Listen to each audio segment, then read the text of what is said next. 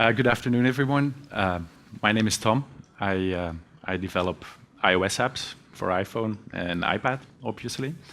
I'm here for the first time in Poland. I'm really enjoying it so far, I have to say. I didn't really have any preconceived notions about the IT scene or the mobile scene in Poland. I didn't really think about it before. I've never been to any meetups here. I'd never really spoken with any of the developers here. But I have to say I'm totally blown away by the kind of enthusiasm and the kind of talent that is in the air, the tweets I've seen, people I've met. So it's really great to see a conference like this that brings the local community together. So I want to thank the organizers for doing that and for giving me an opportunity to talk as well. So the most recent project I've been working on has been a cookbook app for the iPad that I've been building with a friend. And we kind of had an early, really crappy version on the App Store since 2010. It was only available in the US. That was our test market.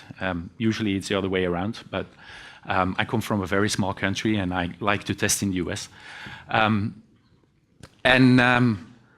We were like brainstorming on the new version, and one of the requirements we got was to translate the cookbook and make it available in more markets because we had content in a number of different languages.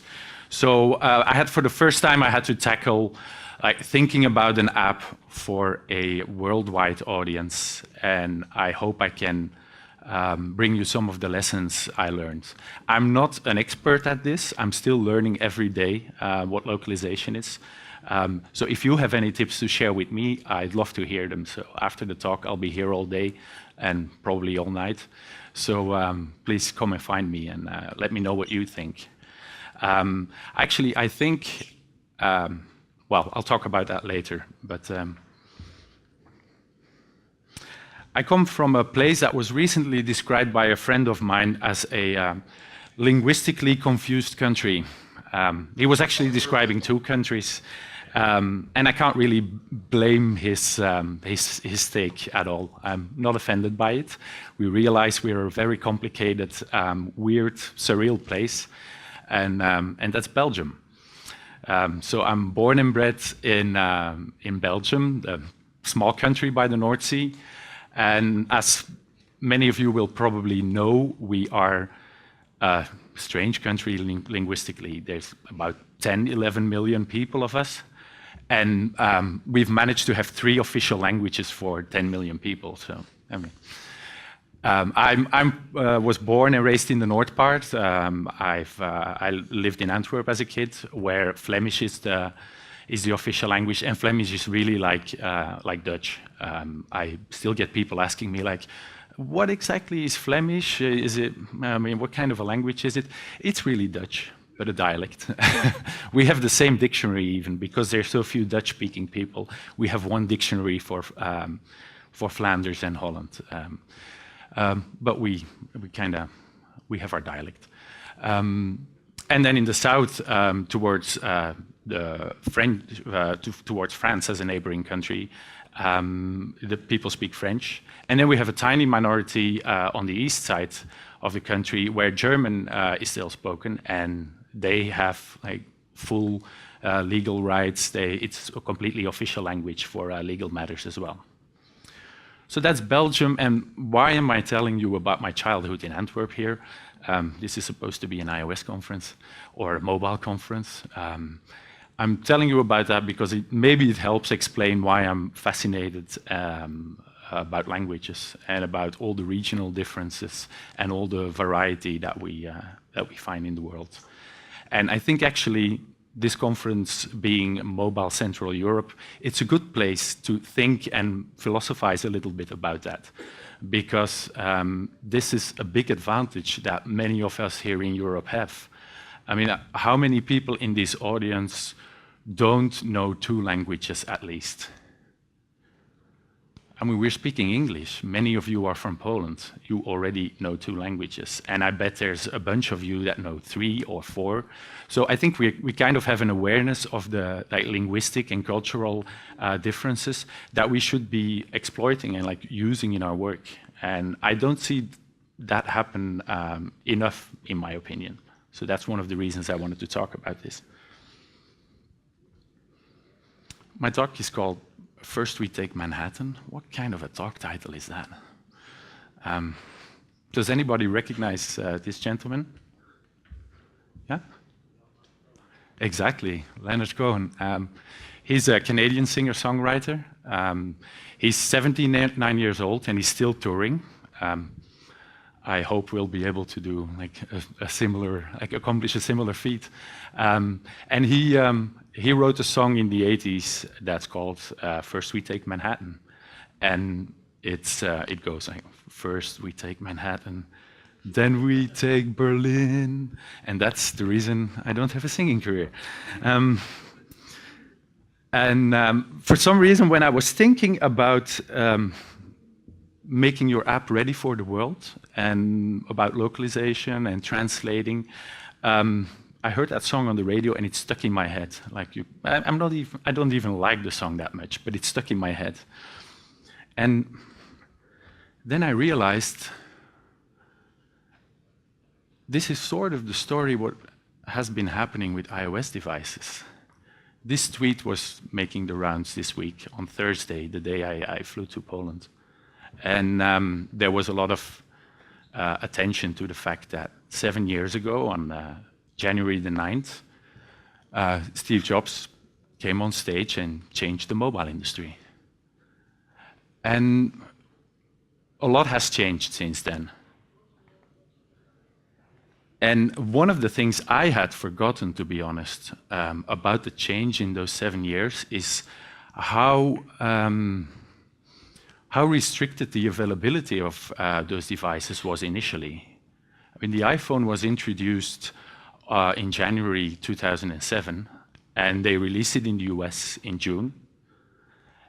And it took until November for a few countries in Europe to be added to the list of countries where iPhones were being sold to a select few telcos, carriers. And for most of the world, actually, it would take until 2008 or even 2009 before an iPhone was available in their country. I got my first iPhone on a trip to the US, and I had to jailbreak it in order to run it on the carrier in my country. I'm guessing that was the same case in Poland. It also took a while here.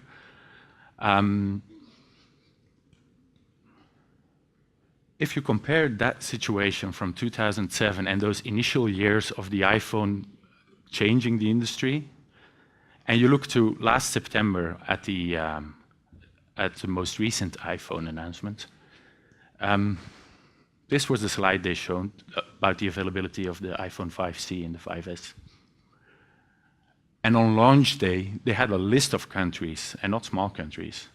On that one day, the iPhone was available in all those countries. And they specifically highlighted, they didn't mention anything about the availability in the US, but they specifically highlighted China as the first country the first time China got the iPhone on the initial launch date. And the other country they highlighted was Japan, where they introduced it with a new carrier, with the NTT Docomo.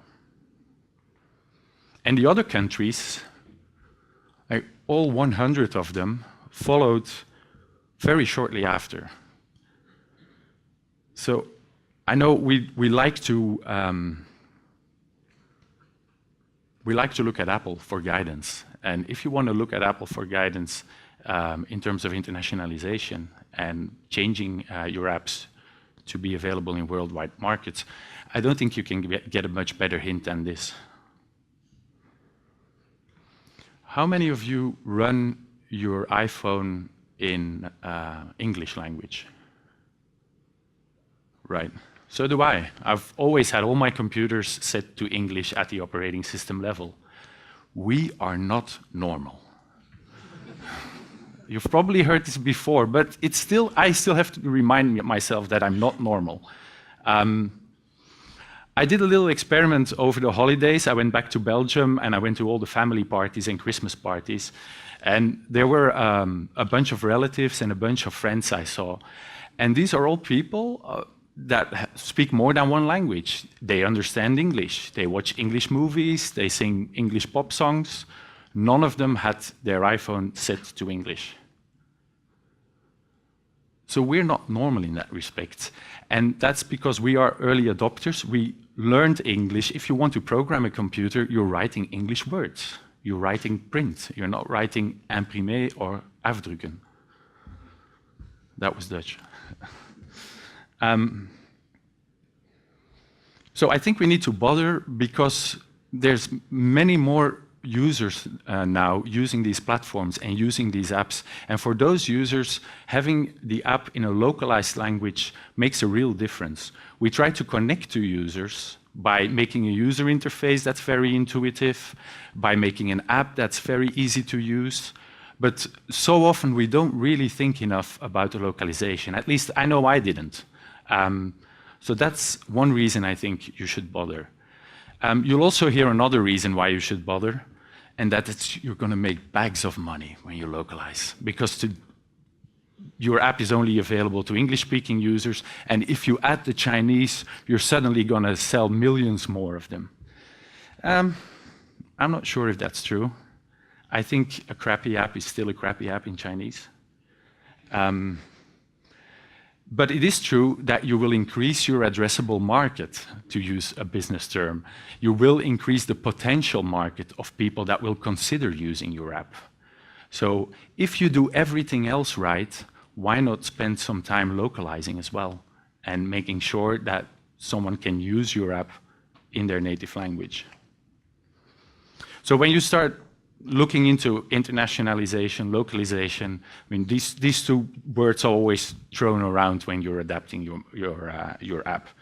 And the definition of those is that internationalization is changing your code so that it's very easy to add support for different languages and different locales. And actually, Apple has done most of that work for us already. So it's very easy to have resources for the different languages in the bundle that your app ships with. And then the next step is to localize for those specific markets that you're targeting. There's two things I really like about those words, but I'm easily amused, I should warn you. The first one is that there's a localization problem in the words. Can anybody spot it? The Z, exactly. So the British would write this with an S. The second one is that once you start reading like technical books about these topics, that specialists like to take these words and write them like I18N and L10N, I believe, which is supposed to be an abbreviation by counting the letters in the middle and replacing them by a number. We're not normal people, okay? So this is a box from Walmart with some nice furniture. It has been internationalized. There is room for a second language.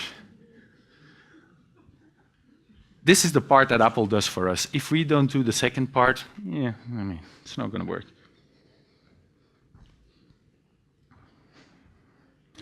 So I'm Belgian, so I'm legally obliged to talk to you about chocolate. I'm sorry. So I need to tell you a little story about chocolate now. We'll get back to the technical stuff after this. Something I forgot to tell you in the beginning was that I grew up in Belgium, but I'm actually living in Sweden now. I've been living there for a year and a half, and I already know 5 words. So you can tell I'm a language expert, right? And I went to a supermarket there beginning of December. Lidl, I think, is it called Lidl in Poland as well? Yeah, so you're familiar with the brand. They're like kind of low-cost supermarkets, I think. That's how they're perceived in Sweden, but everything is terribly expensive there, so low-cost doesn't mean that much. I was walking around in Lidl, and I saw some chocolate coins. Like money in the shop in chocolate. I have 2 small boys, they love chocolate coins. So I bought some chocolate coins. I come home, I unpack my groceries, I look at the coins, and actually, I kept them. My kids didn't get them. They're for you. So I've got these chocolate coins, and there is a problem with them. There's something weird about them. And you can actually see it on the picture. Does anybody have any idea what's so weird about them? I mean, they're tasty. Okay, I bought 2 packs, the other ones are gone. They're tasty. Nobody? They're bills as well. Actually, my youngest son figured out that the bills contain way more chocolate than the coins. So by the time I wanted to taste one, the bills were gone. And we took him to his bed in the evening. And when they have bunk beds, I think it's called in English, and he sleeps in the top bed. And when I put him in, there was like a little rain of silver paper coming down. So those were the bills. So the bills are bigger, but that's not what's weird about them. What kind of currency are they? Euro. What kind of currency does Sweden have? Not the euro. Krones. So this is a typical app in the App Store. If I look on the label, you know, the stuff you put in iTunes Connect, it's actually translated because that's probably a legal requirement. It has the ingredients in Swedish, but the product itself doesn't make that much sense to most people in Sweden because they're euro coins. I mean, now, it's not a terrible problem. I bought them, so they sold some euros in Sweden. But I'm just wondering how many more of these chocolates would they have sold if they had taken the time, and maybe they did, I don't know, maybe they did a big investigation into the Swedish market and figured out that there's a huge demand for euro coins for kids to play with, I don't know. But I'm just wondering, would there have been a big difference in the amount of chocolate they would have sold if it had been in Swedish crowns? And all I want to achieve with my talk today is for us to think that way about our apps as well. When you reach that screen in iTunes Connect where you can click all the languages, we just go like, yeah, everywhere, world domination, yes, let the money flow in. And then a while later, after we've made 15 euros, then we start seeing comments, and there's like a French user saying, this app is rubbish. He's saying that in French, by the way. Cette app ne marche pas, c'est pas en français. And we start realizing that we've just dumped the product into a lot of markets because it's so easy to do. But we haven't really thought about people in those different markets who are going to use the app. So how do we change that? I made a super naive drawing. I made this myself, by the way. What? Nothing? There's no love here. I made a super simple drawing of the kind of tasks that I see us do when we develop apps. And I know it's naive, and it's not like different stages that happen one after the other. Just only kind of a rough sequence to them. But usually, first we think about the product, we think about what we're going to build. Maybe we've got, a need that we have ourselves, and we want to build an app to address that need. So we define the product, and we try to figure out, like, who is this for? And that's the first stage. And then we start designing, maybe start developing a prototype based on the first designs. We test it, and we circle around those activities for a while until we're ready to release the app. And that's where the work stops, right? I mean, there's something else that we don't like to talk about as developers, man. So if you look at the first stage, the define stage, if you read Apple's human interface guidelines, there's a really good section that helps you guide in the thinking about a new app. And one of the things it tells you is to think about who the users of your app are. And the thing I'd like to add already at this stage is think about where they are.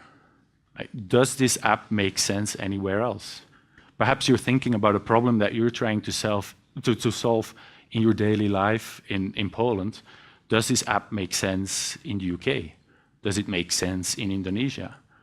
And I think already at this stage, usually the way I localized apps before was completely at the end. When I was at that screen in iTunes Connect and I had to click the flags,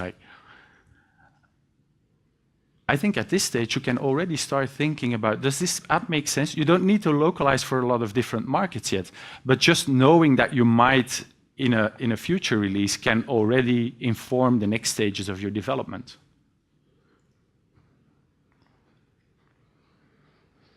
There's something David Smith said.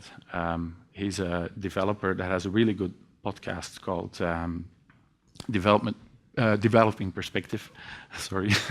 And he said something last year on his podcast that really stuck with me. And he explained how he tries to be a student of the App Store, which he means as spending time every week to look at the App Store, see what kind of apps are popular, see what kind of apps get featured, look at the trends, look at the prices, and really study the marketplace where his apps end up in. Now, I would add something to this as well. Check out the different app stores, because there's not just one app store, there are many. And it's kind of tedious to have to log out or make different accounts and look at app stores in different countries. But there's huge differences sometimes in the trends that you see, in the types of apps that are popular, in the pricing models that work or don't work. So I would add this to the initial stage when you're thinking about your concept, because this is going to determine how large that addressable market for your idea, for your concept is going to be. I have one example of that. There's a company, Flurry, they have an SDK, some of you probably use it, that does analytics and tells you, like statistics, gives you data about what your users do with your app. And they came out with these figures on their blog last year. And they compared a number of different geographies in terms of engagement, how often people open a certain type of apps. And the example I want to look at is for photo and video apps, like the camera apps, the more powerful photography apps that give you manual controls and extra features. And one of the things they measured was that in Japan, the orange bar, photo apps are hugely popular. And I actually heard, around the same time, I heard somebody talk about a professional camera app for the iPhone that was released worldwide, but they knew about the Japanese market, and they actually specifically targeted Japan as one of the countries that they localized for, and that they marketed to, and they got blog coverage, and they really made an effort to make their app well known in Japan. And they actually sold more of these apps in Japan than they did in the US, or than they did in their home country of Germany. So this just goes to show that the focus on the US doesn't necessarily mean that for your specific concept, most of your users are going to be there. It could be another geography.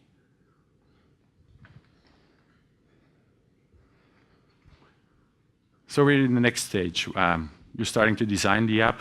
Doesn't really matter to me what process you use. Maybe you do paper prototyping, maybe you're already an interface builder, you're doing storyboards, but you're thinking about the user interaction and the screens that you're going to have in your app. And for each of these next stages, I just would like to give you like 5 quick tips. I mean, none of this is technical. I'm not going to explain the stuff that you can easily find in Apple's documentation and in the WWDC videos, but they're just like short tips of stuff that I did wrong initially. So in the first phase, when you're designing, this again is already an opportunity to think about localization. When you're making a screen and you have translators that you know you'll be working with to translate the text, for instance, why not show them some of the prototypes? Why not get some feedback? Because in some cases, actually restrictions that come from your localization tasks will inform changes in the design. English is a super nice, simple, clean language in a way to use on a computer. Things tend to be short and snappy. That's the reason I run my device in English. But if you translate that to a different language, your text labels can become way bigger. So a design that you have in mind for your English user interface might be impossible to translate in a different language. And of course, this is probably not a stage where you will already have all the languages for your app, where you're already communicating intensely with your translators. But there's a couple of techniques that you can use. One of them is pseudo-localization. And pseudo-localization means that you're just going to invent fake translated strings. I'll show you an example later, but it basically comes down to taking your English text, making it longer, inserting accented characters so that you can test that you're not losing any of the richness of your characters that Unicode gives you. And there was one other thing. Yeah, and the last thing that you do with pseudo-localization is you put square brackets or parentheses around your text, which makes it easy to discover any problems if your text gets cut off, because you can immediately see that the braces are not, the brackets are not balanced. Question text. I don't mean the text of questions. You see, we're already getting in trouble with language. I mean, you should question text. Everywhere you have text in your application, especially if you have lots of it, think about other ways of building the user interface. This is just common practice that a UI designer will tell you. There's been plenty of studies, especially in fields like web development, where people are subjected to usability tests. There's techniques like eye tracking, and where the conclusion is that people don't read a lot of text when they're interacting with a computer device. So it's a good practice to question using a lot of text anyway, but it's also going to help with your localization. Having said that, if you use symbols or colors or fonts to give significance to certain items in your UI, those need to be localized as well. There's regional differences in what symbols mean. There's regional differences in how colors are perceived. So I'm not telling you to replace all your text with icons, especially not if they're icons of a floppy disk to save. Okay.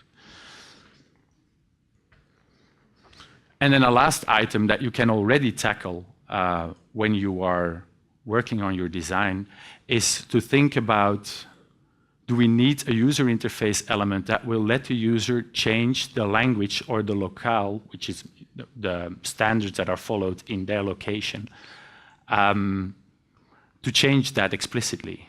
The standard practice on an iOS device is that the system language and the system locale will determine the localization that gets picked out of your bundle. But you might want to provide an extra facility to choose the language explicitly. And there are a number of languages that are not available yet on the iOS platform. One example is Welsh, for instance.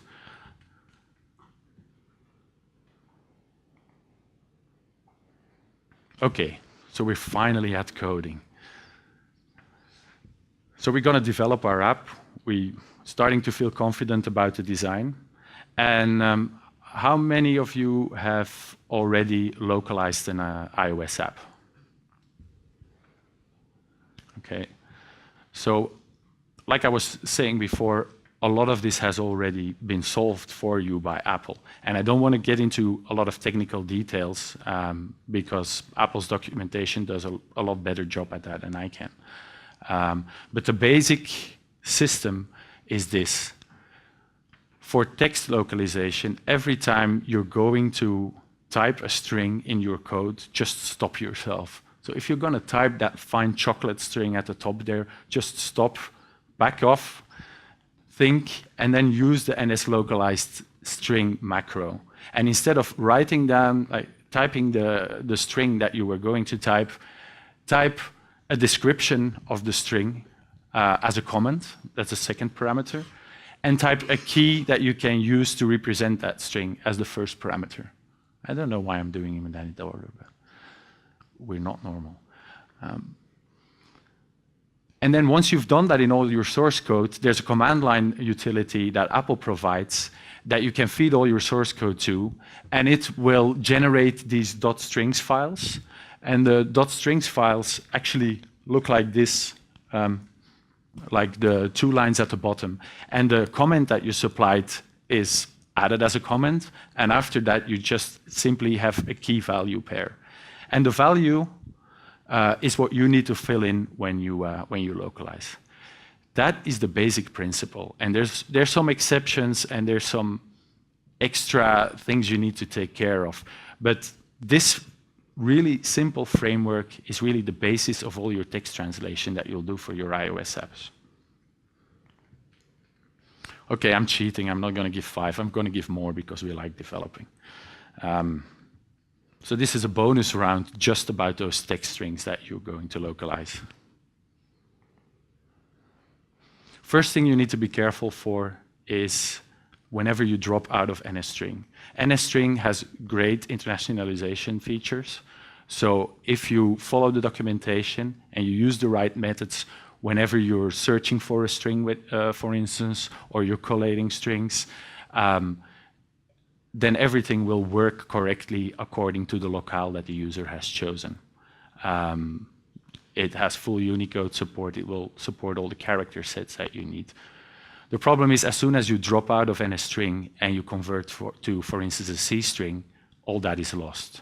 So whenever you see that happening in your code, again, stop and figure out what kind of localization consequences this is having. Next, fixed layouts. We already discussed this. So in your code, it's becoming more important anyway, because with each new wave of devices, there are additions of resolution. There's talk about a larger screen iPhone now. So it's becoming more important to, well, learn something from the Android world as well, I guess, and make interfaces that more fluidly adapt to the size of your screen. Well, those same practices will also help you adjust to the size of your text strings. Placeholders and composition. If you're using the NS-localized string macro, you can also localize strings that have placeholders for you to insert variables into. You have to be very careful with these. They work in the simplest of cases, but as soon as you try to do more complicated stuff, like for instance, create a sentence out of different components, you're gonna run into huge problems, because grammar is very different between different languages. So the order of the sentence could change completely once a sentence is translated. And just in general, whenever you're doing more complicated stuff with your localized strings, stop yourself and think about it and maybe test it with a different language. Number 4, reusing keys. The key that we saw earlier uniquely identifies the string that you're going to localize. Don't reuse that key. We're kind of conditioned as developers to spot reuse and to abstract things away and like remove lines. I always want to make my code shorter. The longer I work on it, it needs to get shorter and more elegant and smaller pieces. Don't do this with your localization. Because if you're using the same string in 2 different places in your application, that might not be valid when you translate it to a different language. And on top of that, if you need to make a change to one of those strings in the UI because you're changing something around, you want those to be 2 different strings. You don't want that change to carry forward into the other part. So don't reuse keys. And then the last tip is do document your the context of where the string is being used. So use that documentation field. There's going to be no error if you leave it empty, but it's going to make it much harder to get good translations from the people helping you with that.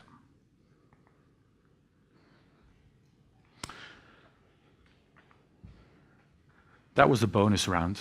Now we have a round that's not about text. Other resources can be localized in the same way that we saw for strings. So your bundle will contain one folder for each localization. That folder can contain strings files, but it can also contain audio files, web content that you're showing in a web view perhaps. It can contain images. One thing to be careful for there, and again, it's kind of general advice that we should have learned at least from the web development days, is not to take text and imprison it in a binary format. Once text is in an image, it's going to be way harder and way more expensive to localize it. And there's plenty of methods that allow you to dynamically generate things like buttons, for instance, based on text input. So there's no need to be like photoshopping 10 different language versions of a button. Anytime you're doing something with date and time, use the methods that Coco supplies. Use NSDate formatter. Don't pick out fragments of a date to make your own string, because again, you lose localization support if you do that. Same thing with numbers and with units. Things like weights, lengths, there's kilometers, there's miles. Use the facilities that NSLocale provides for you to query the settings that the user has chosen for the units and for the way numbers are formatted on the screen. So these should be like little things that when you encounter them while you're coding, you can step back and look up in the documentation how to do them properly, so that you don't break the localization of your app. External dependencies, this was a huge one for us. If you use external libraries, try to figure out to what degree they have been localized, whether they contain any user-visible strings. They might not seem to contain content like that, but oftentimes it's small things like an error message that doesn't usually occur that will pop up in a language or even a character set that's completely exotic for the user. So look out for this. And then lastly, another type of dependency. If you have any service that's running on the server to support your app, if you're using web services, if you need to query any data, make sure that those are localized to the same degree as your app. There are several techniques that you can use to do this. For instance, you can easily query NSLocale to give you back the preferred language that the user has selected. And then you can use that in an HTTP request in an accept language header so that the server can serve you the correct version of the content. So there's techniques to do this elegantly, but you do have to think about it. And again, it might be a piece that's outside your control, in which case you'll have no option but to do the translations in your client.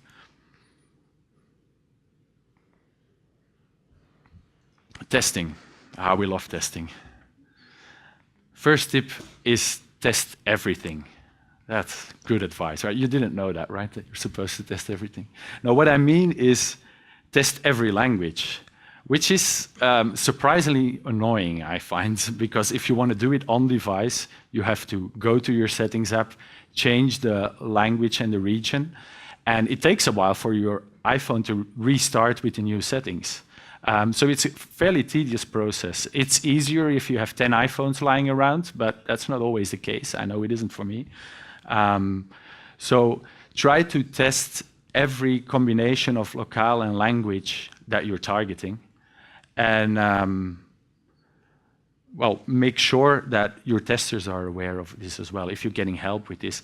It's a very good reason if you're making a beta test group, you have a mailing list of people, maybe people you know via Twitter that test your app. It's very good to have a geographical variety in there, to have people that use different languages on their phone, for instance, i.e. not other geeks, because they all use English. Pseudo-localization. We saw this before, but this is where you really need to do it. You can do it for a few strings to test out your UI. It's not super important at that stage to do it everywhere.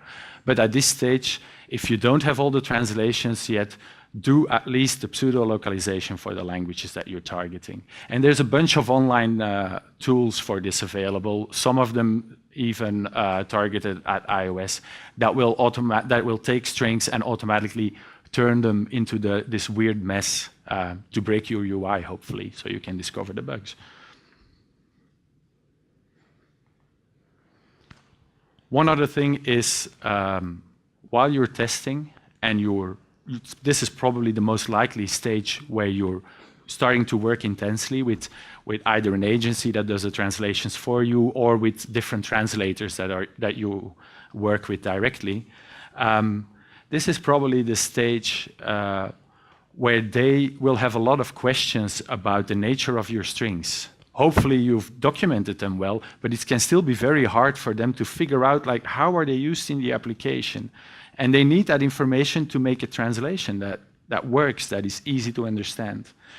So what you can do there is to include the translators if they have an iPhone. It's not always possible. But if they have an iPhone or an iPad, I mean an iOS device, you can provide them a build just like you do with your beta testers, and you can use test flight or a hockey app, for instance, to facilitate that process. If you can't do that, at least give them screenshots so they can have some feel for how the user interface is structured and where the string is going to end up exactly. One other thing to test for is if you're targeting different markets worldwide, it's not just about locale and language. There could be really big differences, for instance, in network connectivity. Is your typical user in a certain location going to work on a super fast broadband connection with your app, or does he have a very flaky, low bandwidth mobile connection, for instance? What kind of networking infrastructure is available in that country? Think about those aspects. Another one is geolocation. Have you been able to test your app in the different location? There's tools that will allow you to simulate that, but think about testing it at least. And then lastly, automate. This is especially helpful, and I think we have a talk later today by Rémi Virin, who will be talking about automating your build process. One of the things you can include in that is to automatically generate screenshots of all the different language versions of your app. So if you have 10 languages and you want to have like 5 or 6 screenshots, you know, that's 50 or 60 screenshots to make. You don't want to be doing those manually for every build that you make. So automate. There's a number of good tools out there. There's a really good blog post by Kent Sutherland, the developer who did Fantastical, about how he did an automated screenshot process for his app. And there's also some work that Jonathan Penn did using the UI automation facilities in iOS to achieve the same goal in a different way. So look for those tools and try to save yourself some tiring work. So it's release time, world domination, right? You need to localize your description and your keywords. That's the part that everybody's been informed about. Keywords are especially important because if a French user is going to look for your real estate app, they're not going to type real estate, they will type immobilier. It's very natural for people to use their language when they're searching for your app. And if they can't do that, they won't find your app and they won't download it. So. But apart from description and keywords, there's a bunch of other content that you also might need to translate. So check Apple's documentation of iTunes Connect.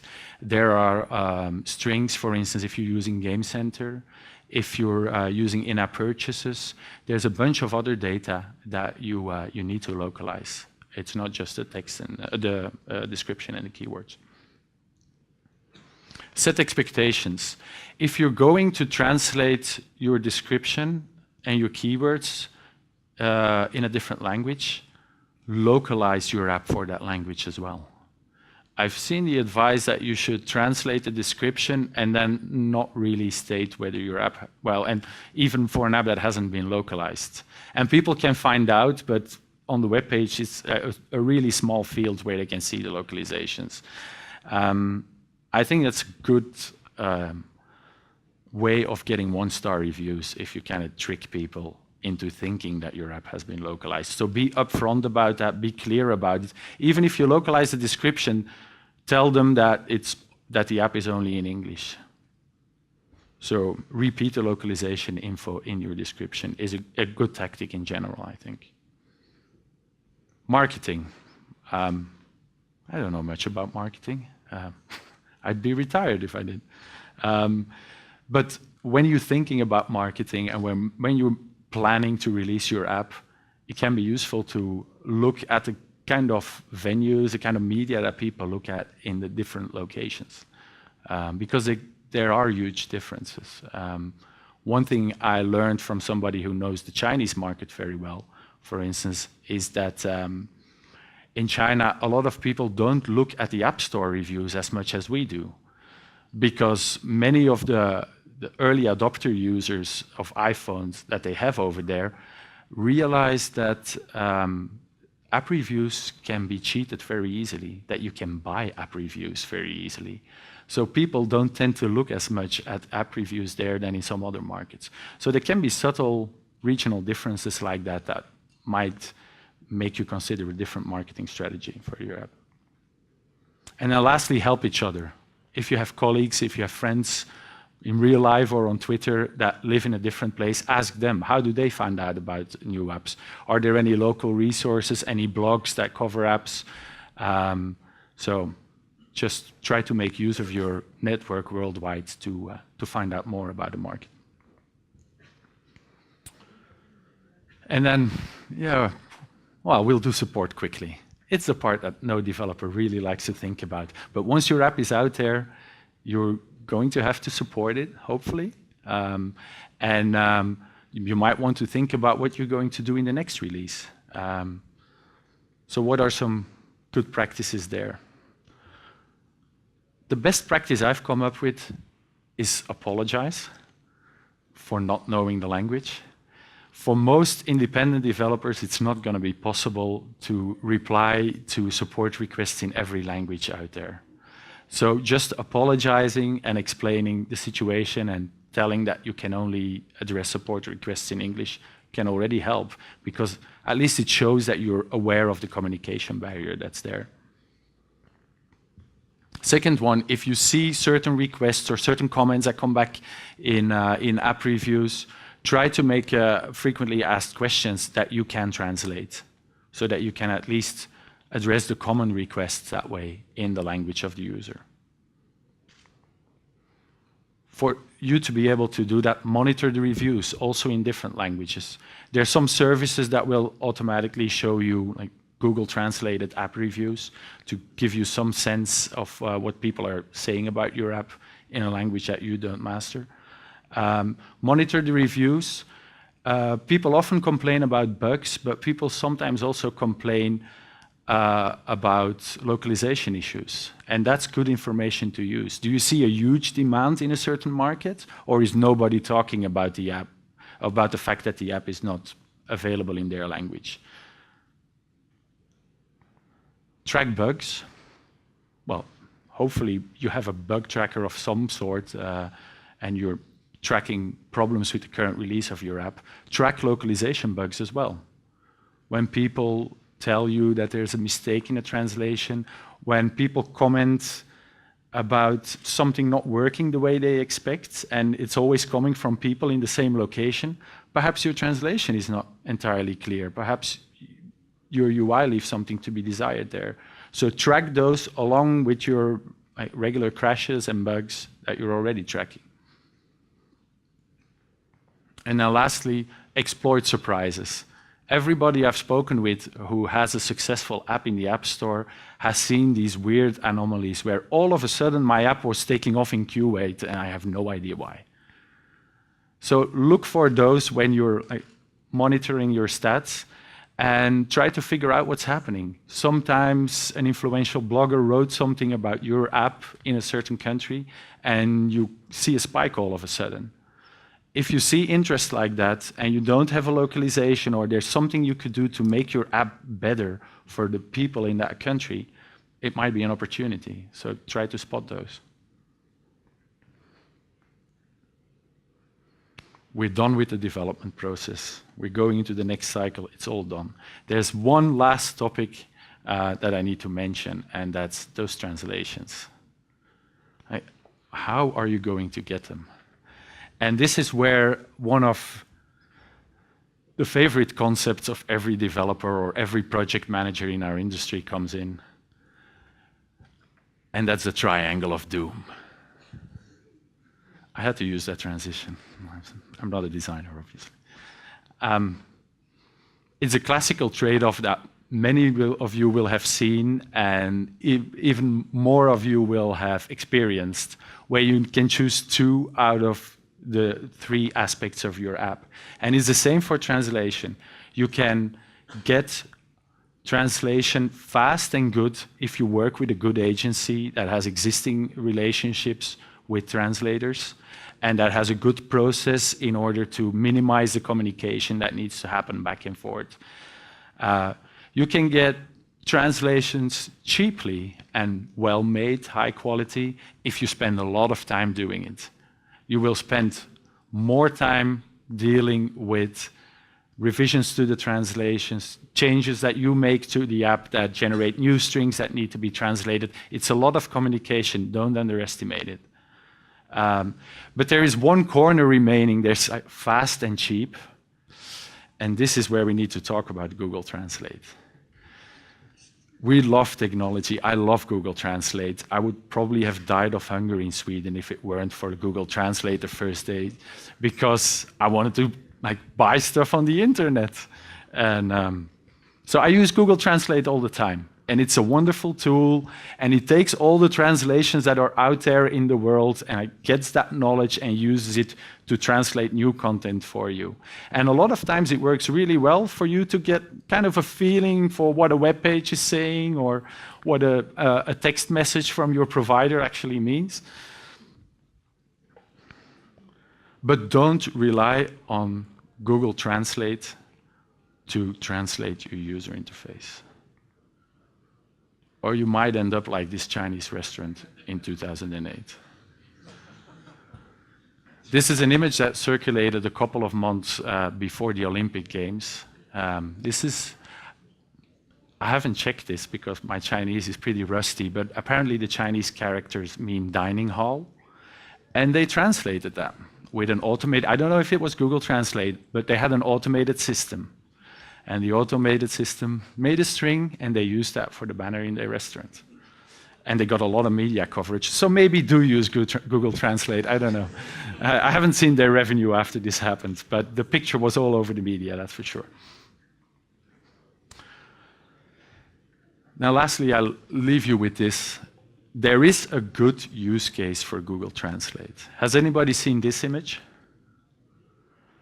This is a road sign in Wales. So Wales, a part of the UK where people speak Welsh and all the road signs are bilingual. And well, the local administration put in a new road sign. They had the English text and they got it translated. And when you do something like that, even if you don't know the language at all, you can always use Google Translate just to double check what the text says before you put it in your app. So let's do that for this sign, okay? Let's fire up Google Translate. Okay, pretty simple. Type what's there. Put it in the box and see what comes out, right? This is the sign that got a lot of media coverage. The sign is no longer there. So I want to thank you a lot for spending time at my session today.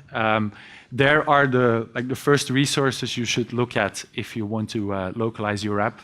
Apple has a page specifically about internationalization that has links to docs and also to a number of different WWDC talks.